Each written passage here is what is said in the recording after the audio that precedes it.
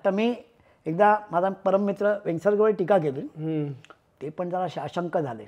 म्हटलं कन्नरकर मी मैदानातला माणूस आहे, काय झालं तर वेल30ला खेळला हो, पॉल वेल30 अंडर 19 ती न्यूझीलंडला होती. तो सिलेक्शन कमिटीला होता आणि ह्याला घेतला होता कोण, अरे रावले हर्षल सॉरी त्याची इनिंग बघितली कशी माहिती ना, चंदू पहिल्यांदाच कोच अंडर 19 आणि ब्रेबॉन स्टँडला मॅच, अरे काय मारलायत माहिती आणि बॉलिंग पण करायचं, बॉलिंग काय पण बॅटिंग त्याने काय तुकडा केला माहिती आहे.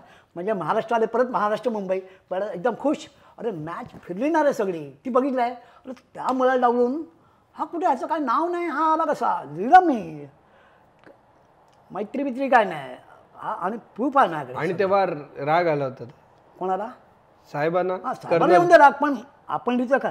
आणि नंतर मी आपला कट्टा माहिती ना ती पण आपली एकदम अरे करणं पण चार टीका चालूच आहे. म्हटलं हाय ते आहे ना. मी 2005-06 सालीच्या सकाळमध्ये हर्षद रावलेवरती लेख लिहिला होता याच कारण, छोटस घर होतं परळला सगळं आणि त्याला घेत ना म्हणजे काय. आणि मी तुला माहिती आहे कट्टर आपले लोक आहेत ना, मठाचं आहे ती कर्मांची पुण्य आहे. परत म्हटलं याला जर का सिलेक्ट केला ना, हाच लेख परत रिपीट करणार, हाच लेख.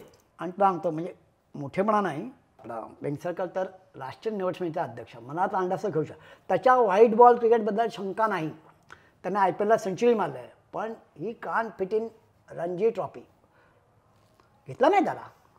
त्यालाही माहिती आहे ना शरद, त्याला माहिती आहे मुंबईतलं जे लोकल क्रिकेट आहे ते शाळेपासून फॉलो केलेलं सगळं, आणि त्यामुळे त्याला गंडवू शकत नाही कोण. त्याचं लक्षात नाही, राग येणं स्वाभाविक आहे, त्याचा आवड आहे वगैरे, त्याचा तो अधिकार आहे. पण आपल्याला कोणी पकडलं आहे रे, हे का नाही करायची टीका. तुम्हाला का माहिती खरी असेल तर रिव्हेंज म्हणून नाही.